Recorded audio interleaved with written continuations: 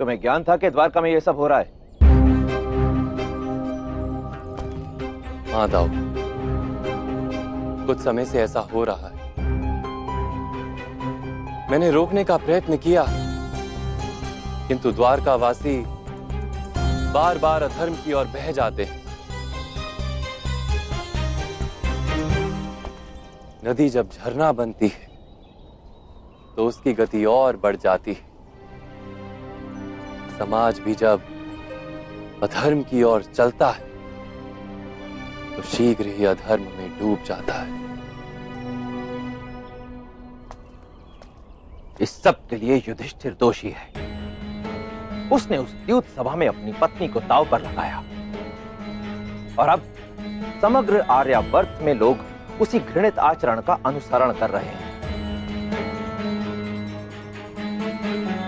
नहीं बड़े भैया, नहीं। दोष ना भ्राता युधिष्ठिर का है और ना ही भ्राता दुर्योधन का। दोष तो है उस धर्म का जो छल से बंध जाता है, छल के सामने अपने घुटने टेक देता है।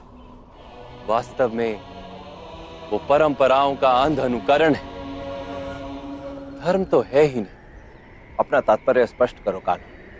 मनुष्य जब अपने प्रण और प्रतिज्ञा पर अडिग रहे तो वो उत्तम है ज्येष्ठ, किंतु क्या प्रत्येक परिस्थिति में अडिग रहना उचित है? उस द्यूत सभा में भी यही हुआ। महामहिम भीष्म, गुरु द्रोण, महाज्ञानी विदुर और ज्येष्ठ भ्राता श्री युधिष्ठिर सब अपने अपने प्रण से बंधे रहे, परंपराओं का अंध अनुकरण करते रहे। अपने प्रण, अपनी प्रतिज्ञा का पालन करना ही उन्होंने धर्म माना। यदि किसी एक ने भी अपना प्रण, अपनी प्रतिज्ञा तोड़ी होती, द्रौपदी के साथ इतना बड़ा अन्याय कभी नहीं होता। तुम्हारे कहने का अर्थ क्या है कान्हा? क्या प्रतिज्ञा पालन उचित नहीं? धर्म एक वृक्ष है ज्येष्ठ, प्रण और प्रतिज्ञा उसकी शाखाएं और वृक्ष की जड़ है करुणा। शाखाओं का महत्व अवश्य है, किंतु जड़ जितना नहीं। यदि किसी की पीड़ा को रोकने के लिए प्रण तोड़ना भी पड़े तो वो उचित है, किंतु इस समय खंड में करुणा का नाश हो गया है समस्त आर्यावर्त में, समस्त जगत में। अपनी पीड़ा का मूल्य अपनों की पीड़ा से अधिक है और अपनों की पीड़ा का मूल्य समाज की पीड़ा से अधिक है। करुणा सूख गई है समाज में से।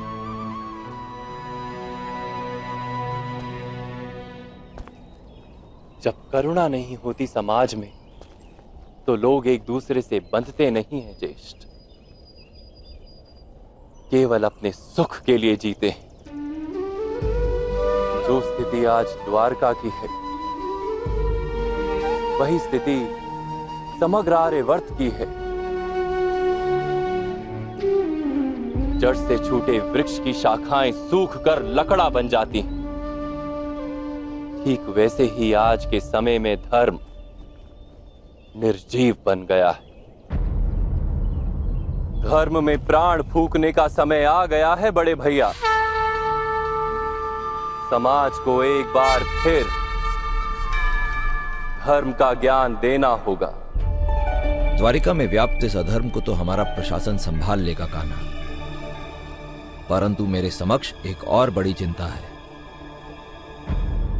वो है समग्र आर्यावर्त में व्याप्त इस अधर्म के कारण कौरवों और पांडवों के बीच संभावित युद्ध। युद्ध तो अवश्य होगा दाऊ। समाज में जब करुणा का नाश हो जाए तो समाज स्वयं अपने लिए युद्ध निर्मित कर लेता है। कौरव तथा पांडव तो केवल निमित्त है, नदी का तट होता है, किंतु बाढ़ का कोई तट नहीं होता। इस युद्ध में हम भी तटस्थ